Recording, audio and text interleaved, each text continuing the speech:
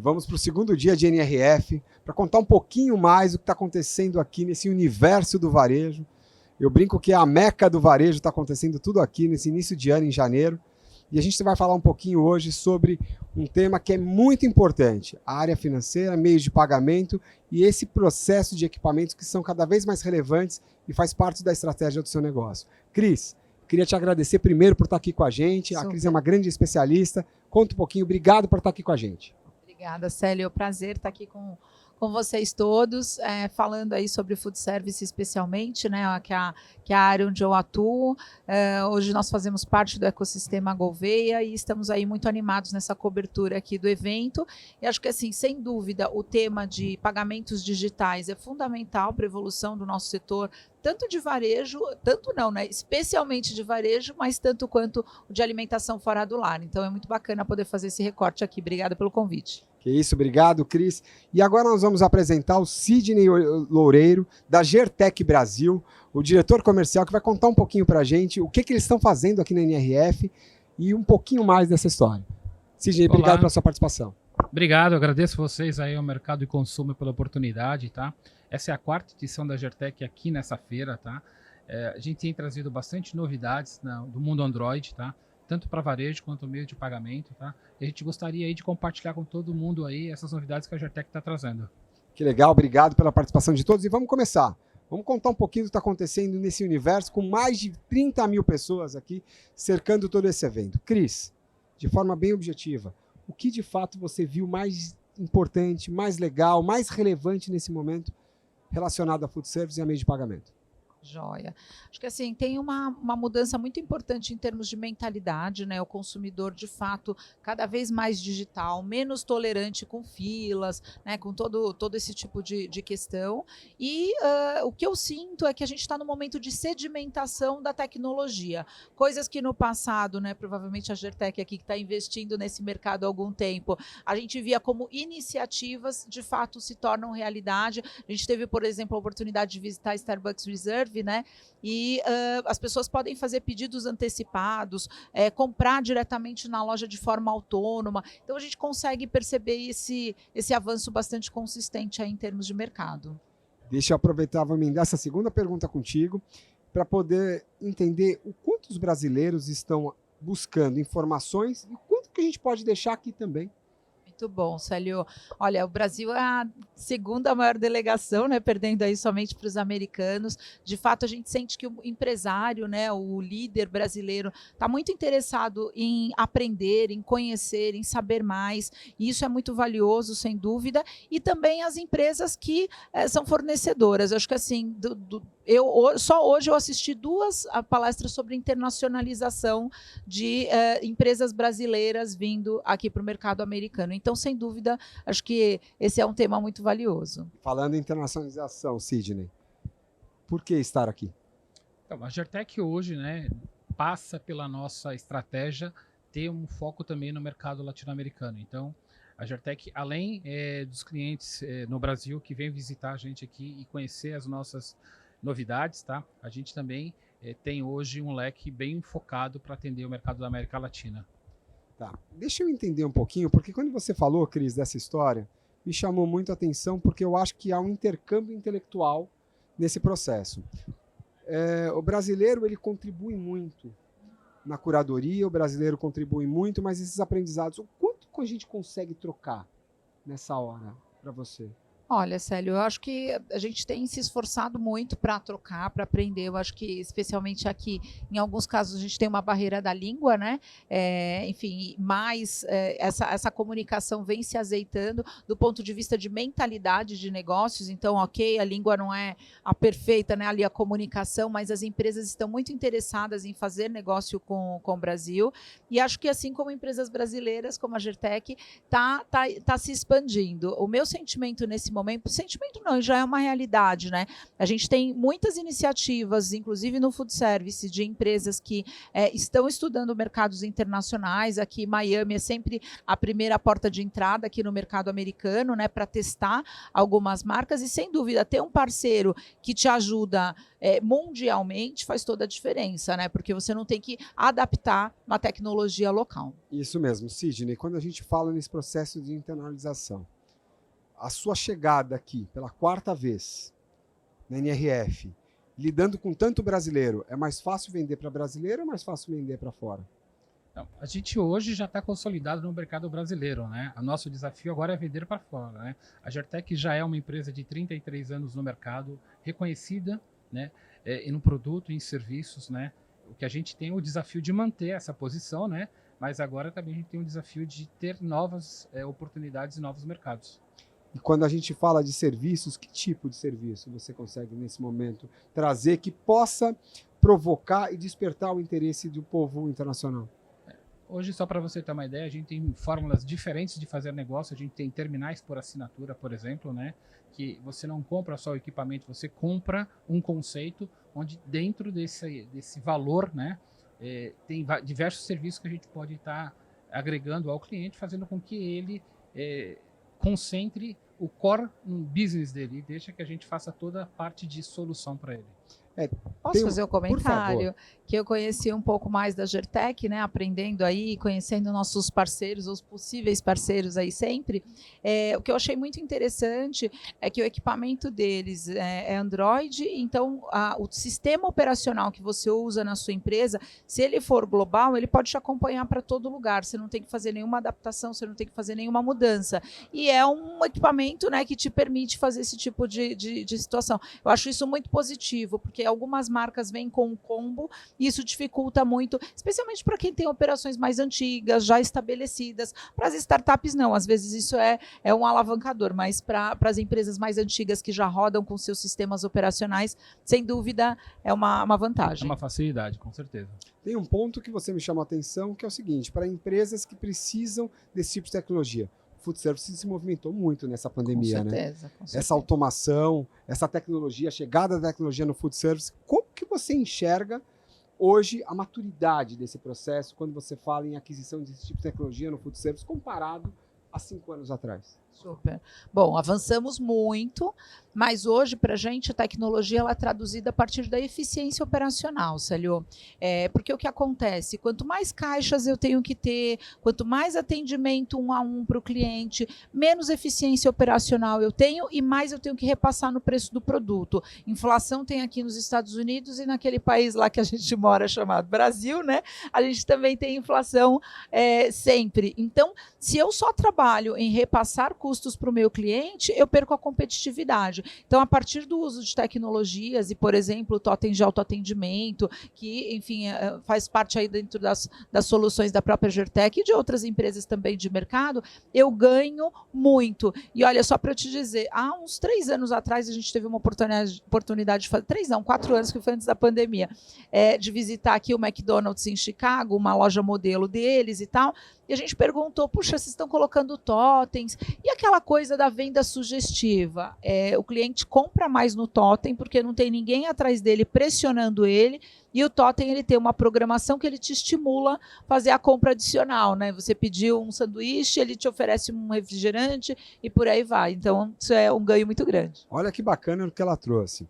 Cris, eu acho fantástico quando você traz a informação de que a despesa vista por alguns em tecnologia se torna um diferencial de investimento. E que esse retorno vem rápido, porque você aumenta o seu ticket médio, você aumenta o seu consumo, ou seja, a tecnologia apoiando de fato o negócio nessa eficiência. Mas tem um ponto que a gente olha, a tecnologia sempre embarcada, mas tem que ter, querendo ou não, a identidade, a leitura de um especialista nesse processo. Você sendo especialista, quando você olha a tecnologia, como você enxerga essa eficiência fazendo em alta escala? Bom, todo o processo consultivo, a gente sempre faz uma análise dos prós, dos contras, das vantagens, das desvantagens e do ROI desse investimento, né?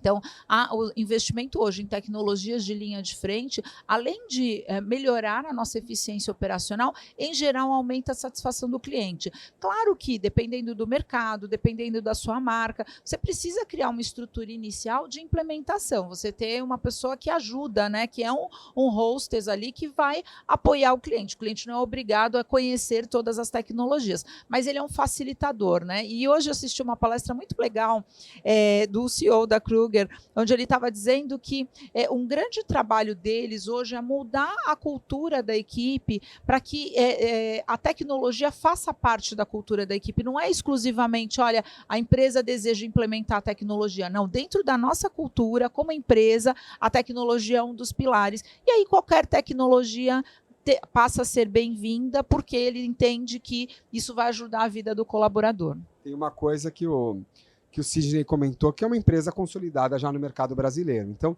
para você arriscar na área de tecnologia é muito fácil. O risco é um perigo, não é? Mas é um desafio para todo mundo, né? E a gente está muito concentrado nesse foco para que a gente consiga aí entregar o cliente final do varejo a melhor solução. E a gente tem experiência nisso. Quando eu digo de experiência, a gente sempre olha que o brasileiro ele conquista o cliente. O americano ele compra o cliente. Né? Ele tem uma capacidade de comprar, porque você fez uma compra de $400, você recebeu um e-mail, você preenche o seu e-mail, você ganha um desconto de $25 e acabou, você adquiriu o que você comprou aquele cliente. Está feito a compra. O brasileiro, por todas as dificuldades que a gente já passa, ele conquista. Quem vai mais longe? Olha, sinceramente, hoje, Célio, é quem usa tecnologia. Não dá mais para a gente ter essa dependência humana, até porque o funcionário hoje, ele tem algumas aspirações, né? Ele deseja trabalhar em outros formatos. Outro dia uma pessoa me disse, eu quero trabalhar na área de operações, mas em home office. Não existe operação em home office, né? Você tem que estar ali no campo e tudo mais. Então, acho que a tecnologia apoia. A gente teve a oportunidade aqui também de visitar a Amazon Fulfillment, né?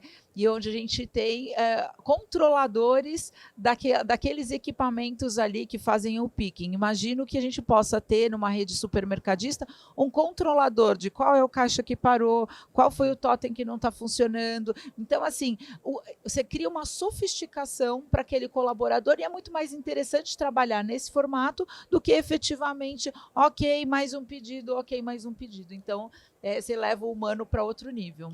E olhando esse colaborador, ele também é cliente em outros lugares. Então, acho que esse atrito, cada vez menor, se torna fundamental para o negócio. Sidney, só para poder concluir, deixa um recado para a gente, para toda a nossa audiência, que fala sobre a necessidade de trazer essa tecnologia, mas às vezes vê uma barreira de investimento que pode ser um fator que comprometa o negócio. Olhando pela perspectiva da Cris, uma especialista na área de food service, já dando depoimento que isso pode ser um resultado operacional que de fato aumenta o resultado do negócio, como que a tecnologia pode ajudar nessa hora? Porque pode ser um fator que quebre em algum momento esse investimento inicial. Eu acho que a tecnologia, né, quando ela é vista, né, qual é o benefício final, né, eu acho que ela ajuda a você a levar até o cliente final a melhor solução, né? Então, se você for pensar isso a médio prazo, talvez isso você tenha uma reflexão um pouco mais pensativa no sentido, mas se você for ver o benefício para o cliente final, eu acho que a solução ela tem que ser à frente, eu acho que ela se paga. Isso é uma coisa muito bacana, porque a gente começa falando de tecnologia e finaliza com pessoas. Né? O principal pilar de qualquer negócio são as pessoas que fazem a diferença, a atitude de tudo isso. Uma mensagem que eu gosto sempre de deixar aqui, queria até ouvir de vocês, o brasileiro, para vir para cá, faz um esforço muito grande. O que diferencia, além da competência que ele já tem de forma muito nativa, é a atitude e a vontade de fazer aquilo acontecer. Qual é o orgulho que você sente de falar tanto português nessa feira, se deparando com tantas pessoas que nos enche cada vez mais que o Brasil está dando certo. Super, concordo, Célio. Acho que assim é muito inspirador como líder, como empresário, né? A gente que está junto ali dentro do mesmo ecossistema, mas eu acho que é muito bom a gente também pensar o tamanho de transformação que essa moçada consegue fazer no Brasil. Então, eu acho que cada vez mais a gente entende que a responsabilidade é nossa. Claro, a gente depende de políticas públicas e tudo mais, mas eu acho que tem 3 mil brasileiros, pelo menos aqui, né, catalogados nessa feira. Imagina o impacto que a gente não vai gerar nos nossos mercados a partir da nossa atitude. Então, de novo, eu reforço que quem faz a diferença é a liderança, e uma liderança que aprende e divide o conhecimento voa, né? Então, é isso que a gente espera, um Brasil melhor. É isso. Sidney? Para mim é um orgulho, né? Eu acho que, como você disse, 3 mil brasileiros aqui, e melhor, né? Não devendo nada para ninguém, né? Com tecnologia de ponta, né? Com a gente, por exemplo, alinhado com o que tem de melhor para o varejo, para o consumidor final. Eu acho que isso que é importante, né? A gente não está em nenhum momento desalinhado com o que o mundo necessita, né? Do que o mercado precisa, né? E a nossa empresa, ela está nesse ecossistema, né? E com certeza a gente está contribuindo para que isso possa melhorar aí a vida de todo mundo, que é como você falou, né? A melhorar a vida das pessoas. É isso mesmo. Gente, a gente fala muito de evento, nós gostamos muito de contar o que acontece nesses bastidores, o que nós queremos levar de fato, não só conteúdo, mas experiências, mas a principal mensagem é o quanto nós podemos fazer mais e mais pelas pessoas que estão à frente dos nossos negócios. É isso que faz a grande diferença. A tecnologia, estratégia, tudo isso suporta de fato uma boa atitude, um bom relacionamento, um fato que é mais importante. Especialistas, cada um cuidando da sua forma para que, de forma complementar, se adicionem e complementem nesse negócio. Eu queria só deixar um recadinho para todos vocês que estão nos acompanhando. A gente está falando um pouquinho de NRF agora, tem uma especialista aqui falando de food service. Para contar um pouquinho, Cris, o que vem por aí nesse primeiro semestre? Obrigada pela oportunidade, Célio.